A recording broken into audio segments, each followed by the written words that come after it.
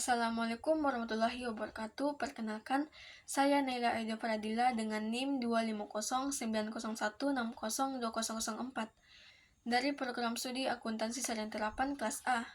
Baik, pada kesempatan ini saya akan menjelaskan materi dengan judul Pengembangan Paragraf dalam Bahasa Indonesia. Pertama-tama, kita perlu memahami dulu apa itu yang dimaksud dengan paragraf.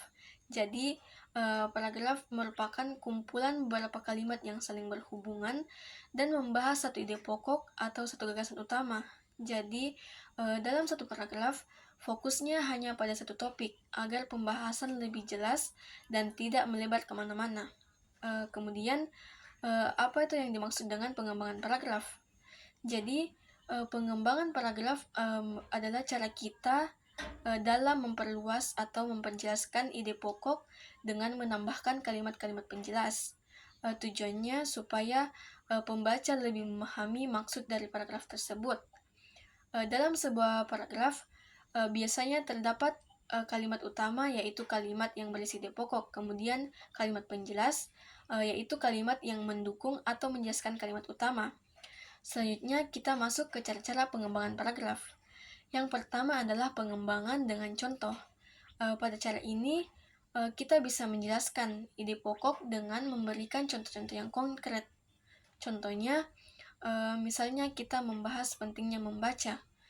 Kita perlu menambahkan contoh seperti membaca buku pelajaran, novel, atau artikel untuk menambah wawasan. Kemudian yang kedua adalah pengembangan dengan definisi. Di sini kita menjelaskan suatu istilah atau konsep agar pembaca bisa lebih paham. Contohnya, kita membahas teknologi.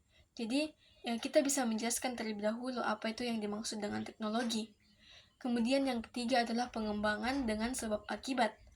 Artinya, kita bisa menjelaskan hubungan antara penyebab dan akibat dari suatu hal atau dari suatu kejadian.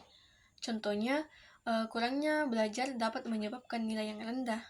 Kemudian yang keempat adalah pengembangan dengan perbandingan. Kita bisa membandingkan dua hal untuk menunjukkan persamaan atau perbedaan. Contohnya, belajar secara online dan belajar secara tatap muka memiliki kelebihan dan kekurangan masing-masing. Yang kelima adalah pengembangan dengan deskripsi. Di sini, kita menggambarkan suatu hal secara rinci, sehingga pembaca bisa membayangkannya. Contohnya, menggambarkan suasana kelas, lingkungan sekolah, atau suatu tempat. Kemudian yang keenam adalah pengembangan dengan kronologi atau urutan waktu. Biasanya kita gunakan untuk menceritakan suatu proses secara beruntut, mulai dari awal hingga akhir.